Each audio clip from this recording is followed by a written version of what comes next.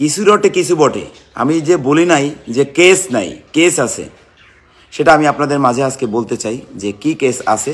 আমি এই খুনের সাথে জড়িত না, আমি ছিলামই না। যে দেখেন গণমাধ্যমে যেটা হচ্ছে, যেটা বলছে, সেটা কোনোটাই মানে পুরোপুরি সত্য না। আমার বাড়ি গোপালগঞ্জ। গোপালগঞ্জ যারা আছেন, যেসব জায়গাতে বড় বড় অফিসার কিংবা আমার যারা ভাই ব্রাদার, সবাই আমার পাশে ছিলেন, সবসময় আমাকে ভালোবাসতেন। আল্লাহ যদি পাশে থাকেন তাহলে যতই শত্রু থাকুক না কেন, আলহামদুলিল্লাহ সেখানে কোনো প্রবলেম হবে না। দুবাইয়ের গোল্ডবাজারে শত্রু সবারই থাকবে, এটাই স্বাভাবিক। আমার মেইন প্রবলেমটা হচ্ছে, আমি যখন গোল্ডবাজারে বিজনেস শুরু করার সময় আমি কথা দিয়েছিলাম যে আমি আপনাদের ডিসকাউন্টে মাল দিব অন্যদের থেকেও। তো এক্ষেত্রে এত বড় করে আমি শুরু করতেছিলাম। আমার কিছু ব্যবসায়িক বন্ধুরা, আশেপাশে যাদের শপ আছে, কোম্পানি গোল্ডের দোকান আছে কিংবা কোম্পানি আছে, তারা তো আর সামনাসামনি করবে না, পিছনে অনেকেই আমার শত্রু হয়েছেন।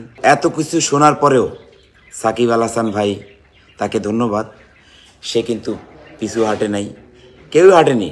আমি সর্বপ্রথম তো মহান আমার আল্লাহ তাআলাকে ধন্যবাদ জানাই, সাকিব আল হাসান ভাইকেও অনেক অনেক ধন্যবাদ। ব্যাপারটা হচ্ছে কি, দেখেন শত্রু মানুষের থাকে। আমাকে এখানে বিভিন্ন গণমাধ্যম, বিভিন্ন টিভি চ্যানেল, বিভিন্ন পেপার পত্রিকায় দিয়েছেন আমি হচ্ছে খুনি, মার্ডারার, সন্ত্রাসী, বাংলাদেশ থেকে হাজার কোটি কোটি টাকা এনে বিদেশে বিজনেস শুরু করেছি। আরে ভাই, আমি যদি খুনি হতাম, 5 বছর আগের একটা ঘটনা, আমি যদি খুনি হতাম তাহলে তো আমি কি করতাম, আন্ডারগ্রাউন্ডে চলে যেতাম, মানে মানুষের সামনে আসতাম না।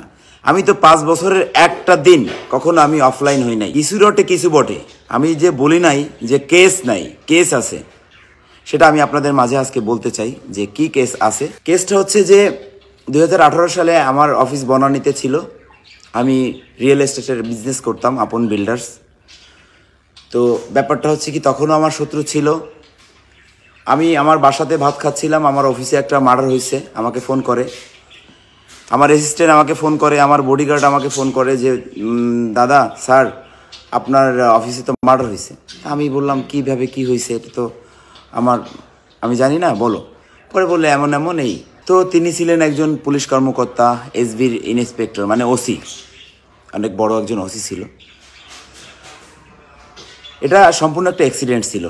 আমার অপরাধ হচ্ছে, আমার একটাই অপরাধ, সেটা হচ্ছে আমি ওই অফিসের মালিক, আমি ওই কোম্পানিটার মালিক। ওইখানে একটা জন্মদিনের অনুষ্ঠানে কিছু কথা কাটাকাটি নিয়ে এই ঝগড়াটা হয়। তো আমি সর্বপ্রথম বলবো যে দেখেন, আল্লাহ যদি সহায় থাকেন তাহলে বান্দা না, পৃথিবীর কেউ কিছু করতে পারে না। আপনাদের ভালোবাসা ছিল। এত কিছু শোনার পরেও এই যে সাকিব আল হাসান ভাই, তারপর হচ্ছে সবাই, আমি তো এখান থেকে সরে যাইনি। আমার তো আমেরিকাতে গ্রিন কার্ড আছে, আমার ক্যানাডিয়ান পাসপোর্ট আছে, আমি তো চলে যেতে পারতাম। যে না, এভাবে এত কিছু হচ্ছে, আমি এই খুনের সাথে জড়িত না, আমি ছিলামই না। আমি যদি খুনের সাথে জড়িত থাকতাম তাহলে কিন্তু আমি এখনই এখান থেকে পালিয়ে আমেরিকা চলে যেতাম, না হলে আপনার কানাডা চলে যেতাম, ভালো একটা দেশে চলে যেতাম। তা যাই হোক, আল্লাহ যেটা কপালে রাখছেন ঠিক সেটাই হবে, তার থেকে বেশি কিছু হবে না। আমার অফিস, আমার অফিসে মার্ডার হয়েছে। তো এটার জন্য যদি কোনো সাজা, এটা যদি কোনো বিচার হয়ে থাকে, সেটা মাননীয় আদালত আমার বিচার করবে। আল্লাহ তাআলা আছেন উপরে, আমার বিচার করবে, আমি মাথা পেতে নিব। যতটুকু আমার সাজা, আমি যতটুকু অপরাধ করেছি ততটুকু সাজা হোক আমার, আমি এটা চাই। মানে এমন কোনো কাজ করি নাই আমার জীবনে, আমি একজনকে একটা চর মারছি কিনা জানি না। আমি এখানে আসছি অনেক কষ্ট করে, আমি এই পজিশনে আসছি কোনো মানে রাজকীয়ভাবে না। আমার বাবার কোনো রাজকীয় অবস্থান ছিল না। আমার বাবা অনেক কষ্ট করছে, দিন মজুরি করছে। সেক্ষেত্রে আমি কি করছি, আমি চেষ্টা করছি যে ঢাকা এসে কিছু করার জন্য। আমার বাড়ি গোপালগঞ্জ যারা আছেন, যেসব জায়গাতে বড় বড় অফিসার কিংবা আমার যারা ভাই ব্রাদার সবাই আমার পাশে ছিলেন, সবসময় আমাকে ভালোবাসতেন। যে দেখেন গণমাধ্যমে যেটা হচ্ছে, যেটা বলছে, সেটা কোনোটাই মানে পুরোপুরি সত্য না। এটা একটা মার্ডার কেস, মার্ডার কেসটা সত্যি। আর হচ্ছে আমার অফিসেই মার্ডারটা হয়েছিল, কিন্তু আমি ছিলাম না। উপরে আল্লাহ যেমন সত্যি আমি ছিলাম না এই মার্ডার কেসে, সেটা আমি বলে দিতে পারবো, সেটা তেমন সত্যি। তো আপনারা আমার দোয়া করবেন। দেখেন আমি আমার মনে যদি দুর্বল থাকতো, আমার কিছু ছোট ভাই বললো আমাকে, আমার ভাই ব্রাদার বললো যে আমাকে ইন্টারপোল, আমাকে পুলিশ প্রশাসন আসছে এখান থেকে নিয়ে যেতে।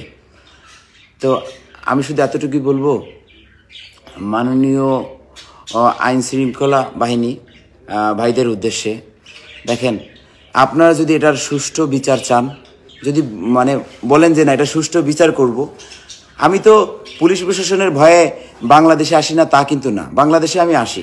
কিন্তু আপনারা যদি আমাকে আশ্বাস করেন যে না আরাব আপন তুমি আসো, আমরা এটার সুষ্ঠু বিচার করব, আমি অবশ্যই আসবো, আমার কোনো প্রবলেম নাই। কারণ দেখেন কোনো বিপদই সারা জীবনের জন্য না, ক্ষণিকের জন্য। তো আমি আসলে ভয় পাই পুলিশ প্রশাসনকে না, আমার অপোজিটে কিছু বিজনেস মানে ব্যবসায়িক শত্রু আছে যারা আমার পিছনে লেগে আছে অনেক দিন ধরে, আমি ভয় পাই তাদের। তো অ্যাকচুয়ালি আমি গোল্ড মার্কেটে যখন আমি বিজনেস শুরু করি, তো এখানে আমি একটা কথা দিয়েছিলাম সবাইকে একটা মিটিং করে, যে এখানে একটা গোল্ড অ্যাসোসিয়েশনের প্রেসিডেন্ট হয়েছে আমি তখন আমি সবাইকে কথা দিয়েছিলাম যে আপনাদের আমি অন্তত সব দোকানের থেকে ডিসকাউন্টে মাল দিব। তো দেখেন ডিসকাউন্টে যখন মাল দিব, আশেপাশে ধরেন যদি 100 দোকান থাকে, তাহলে 100 দোকানের মানুষ কিন্তু যে কোন দোকানের ডিসকাউন্ট পাবে সেখানে চলে আসবে। তো আমি একটা ভুল করেছি এই কথাটা বলে। আমার যারা সহপাঠী বন্ধুরা আছে, বিজনেসম্যান আছে, ওরা ভেবেছে যে সব কাস্টমার তো তার কাছে চলে যাবে, তাহলে আমাদের কি হবে।